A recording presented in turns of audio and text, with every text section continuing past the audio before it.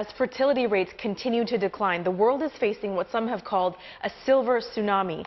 According to the United Nations, the actual number of people aged 60 and above is going to more than triple by 2050 globally, reaching 2 billion people.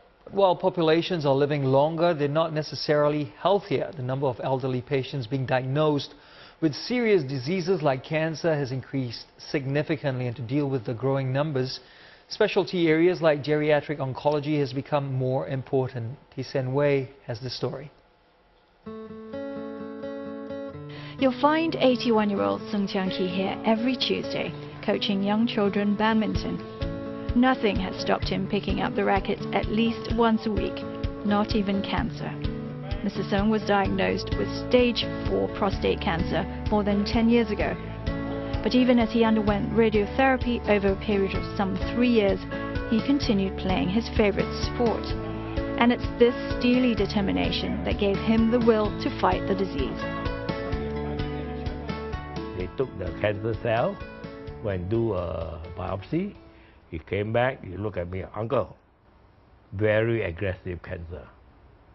So I said, "Doc, you have to continue to do what you want to do.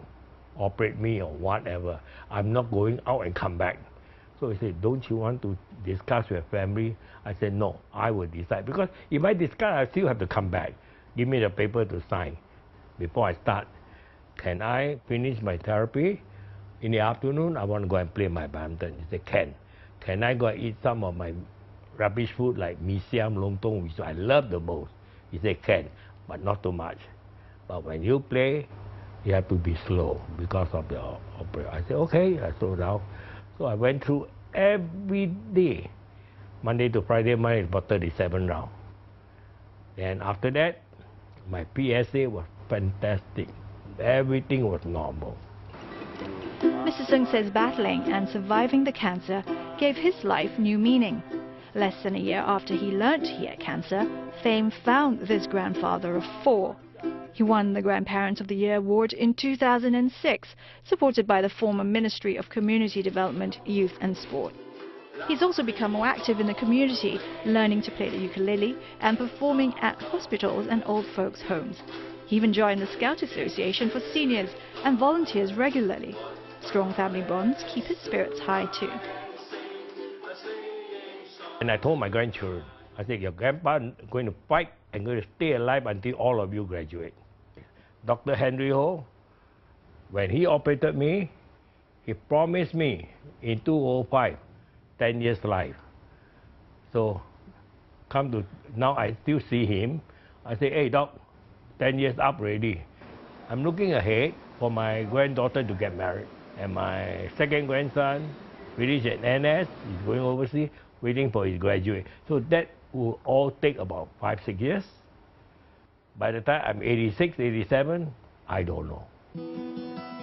According to the United Nations, the number of people aged 65 and above is expected to increase by 314% in Asia, reaching 857 million in 2050. With age being the greatest risk factor for developing cancer, geriatric oncology is a growing area in healthcare. Geriatric oncology, or the diagnosis and treatment of cancer in the elderly, is still a relatively new branch of medicine in Southeast Asia. But with an increasingly aging population in this region, cancer rates amongst the aged has grown significantly. In Singapore, for instance, about 60% of all new cases occur in patients aged 65 or older. Age, though, doesn't decrease the chances of survival. Much depends on the individual's health status and social support.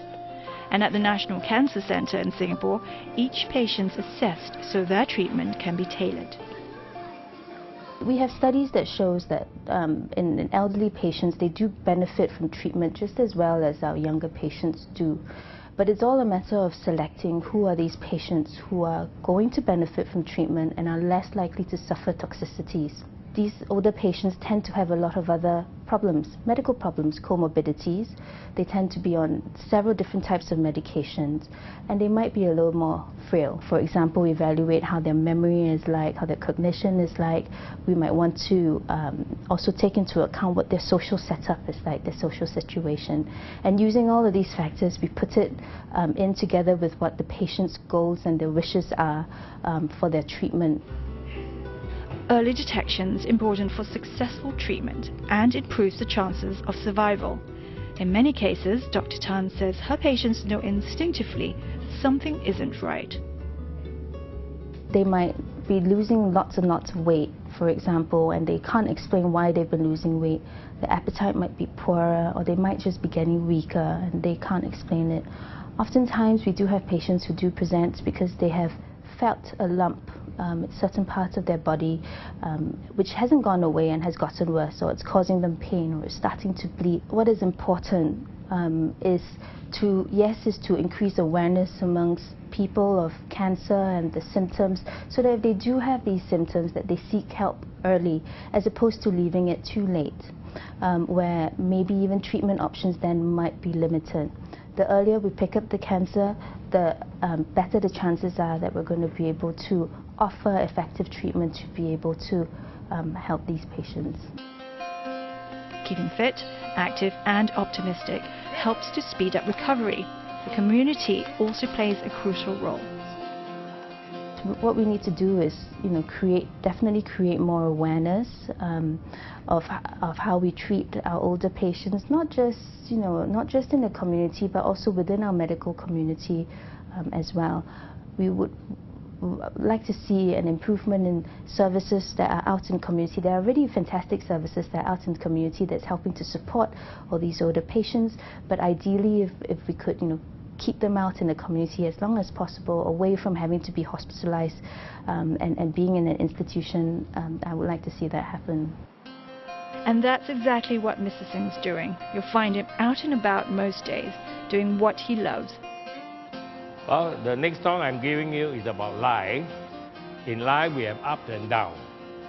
So whatever it is, we must fight and to go on.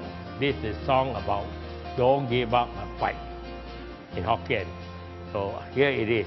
จิตสีสีจิตแม้นวานทานจิตสีโลแม่นต้านทานนากงสีขี้บังกุยดีช่วยบัง Wow. Mr. Mr. Singh, I salute you, sir. Exactly. I almost teared up in that piece. He's amazing. 82 years old, is he? 81, 82, yeah. Wow, he should be given a grandfather of, not the year, I think that happened in the early 2000s. Definitely grandfather of the decade. Incredible man. There's a quote that says a cancer diagnosis is not a death sentence, it's a life sentence, because it forces you to live life, to try new things, and realize how short your time here is. Unbelievable. He detected his cancer early, which was important. He acted quickly, but he's got so much of energy.